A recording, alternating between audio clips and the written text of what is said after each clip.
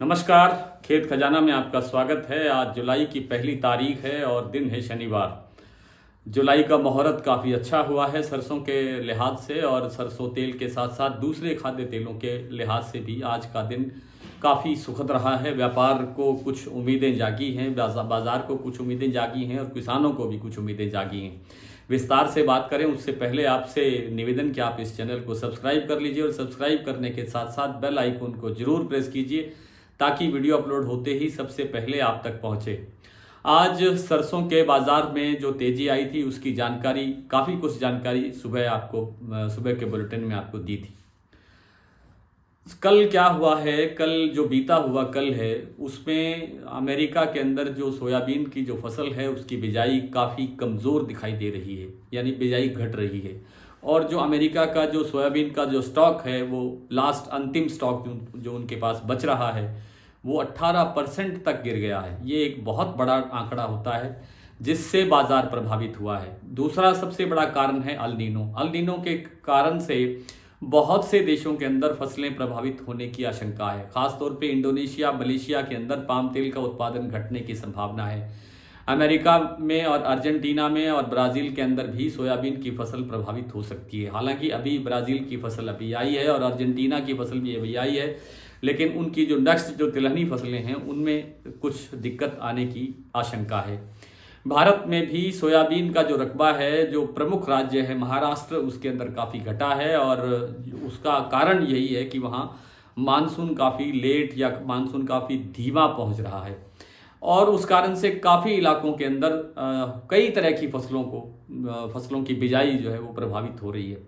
गुजरात के अंदर जैसे मैंने बताया 20% कपास का एरिया, कपास की बिजाई बढ़ गई है।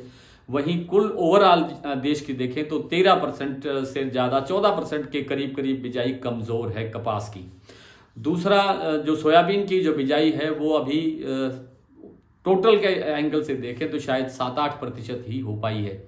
अगर मानसून ने शानदार रोल नहीं किया, जैसा कि उम्मीद भी यही है कि शानदार नहीं रहेगा, तो सोयाबीन और तिलहनी फसलें जो दूसरी हैं उनके अंदर दिक्कत आ सकती है। हालांकि मूंगफली की बिजाई 43% तक बढ़ती हुई दिखाई दी है, लेकिन अगर फसल को बरसाती पानी नहीं मिलेगा तो बिजाई क्या करेगी।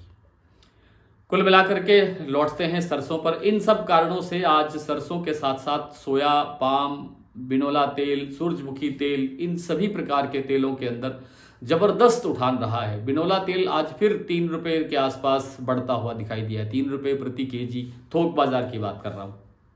जयपुर में जो सरसों तेल है एक्सपेलर भाव, वो बढ़ करके 1051 रुपये के आसपास आ गया है। करीब करीब 2.5 रुपये किलो की तेजी दर्ज हुई है। और जयपुर में जो सरसों का भाव है वो 5625 रुपये के आसपास खुला है, यानी कल से करीब 75 रुपये तेज है। और जो दूसरा आपका सलोनी है, सलोनी में भी 6075 रुपये का भाव खुला था, लेकिन शाम को 25 रुपये भाव कमज़ोर हुआ है कुछ प्लांटों में। जैसे अलवर है, नहीं अलवर नहीं है, शमशाबाद है, दिगनेर है या आगरा है, इन तीनों प्लांटों में 25-25 रुपये का भाव कमज़ोर हुआ है। कोटा और आगरा के अंदर भाव अभी भी यथावत है, सेम है। दिल्ली के अंदर 150 रुपये का बाजार बढ़ा है, 5250 रुपये का भाव हो गया। भरतपुर में 100 रुपये का भाव बढ़ा, सुबह बढ़ा था 100 रुपये का भाव, शाम को कुछ 20 रुपये के करीब कमज़ोर बताया जा रहा है। लगता यही है आगे सरसों के अंदर कि इसमें कोई बहुत बड़ी गिरावट की गुंजाइश नहीं है। बाजार कुछ थोड़ा बहुता ठहर करके, थोड़ा बहुता रुक करके या थोड़ा बहुता गिरावट दर्शा करके फिर आगे बढ़ने की संभावना है। बाजार कितना बढ़ेगा, सरसों अब कहाँ जाएगी, सरसों कहाँ तक पहुँचेगी, इस तरह के बहुत सारे सवाल हमारे व्हाट्सएप पर आ रहे हैं।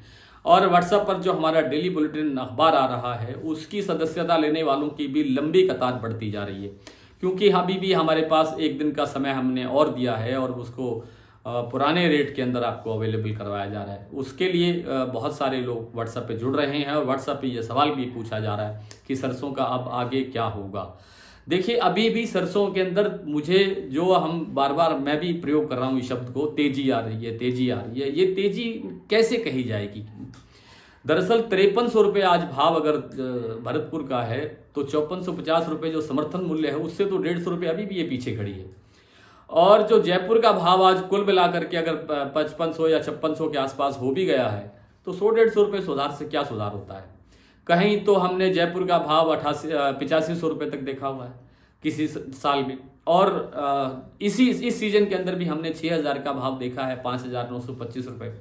अगर वहां तक भी हम नहीं पहुंचते हैं तो सरसों में तेजी काहे की है। तो लगता तो ये है कि आने वाले कुछ दिनों के अंदर, जैसा मैंने शुरुआत के दिनों में कहा था कि 2 से 3 महीनों में यानी जून के एंड तक सरसों के बाजार में 300-400 रुपये की तेजी आनी चाहिए, और वो आप सबके सहयोग से, आप सबके आशीर्वाद से वो सब कुछ वैसा ही हो रहा है, वैसा ही हुआ है, उतनी ही तेजी दर्ज हुई है। और अब फिर उम्मीद लगती है कि आने वाले 15 से 20 दिनों के अंदर सरसों के बाजार के अंदर फिर 200 से 300 रुपये का सुधार हो सकता है, संभव है। नरमा कपास के बाजार के अंदर कोई सुधार नहीं है, बाजार वहीं 7100 7200 के आसपास घूम रहा है, इसमें कोई बड़ी तेजी दिखाई नहीं दी है। लेकिन लगता है कि आज जुलाई शुरू हुआ है, 5-7 दिन के अंदर शायद कुछ प्रभाव आ जाए और 100-200 रुपये का सुधार, 300 रुपये तक का सुधार भी देखने को मिल सकता है। आइए कुछ मंडियों के भाव देख लेते हैं। जैसा कि कुछ तो मंडियों के भाव मैंने आपको बता ही दिया। आज जयपुर खुला 5625 रुपये पर, भरतपुर 5300 रुपये, खेरली मंडी 5380, नडबई 5300, खैरथल 5350, गंगापुर 5300, ग्वालियर 5000, अलवर 5400, सुमेरपुर 5300, कोटा 5000, बीकानेर 5200, नागौर 5000, आदमपुर मंडी 5121, एलनाबाद 5075, संगरिया 5100, हिंडौन मंडी 5341, गंगापुर 5310, जोधपुर 5300, दीसा 4925, अबोर मंडी 4950, सिरसा 5220 और सलोनी का भाव अब जैसे मैंने बताया 6050 रुपये शमशाबाद का भाव है और 6050 रुपये ही दिगनेर मंडी का भाव है। आज शायद इतना ही काफ़ी है। कल आपसे फिर मुलाकात होगी, तब तक के लिए नमस्कार।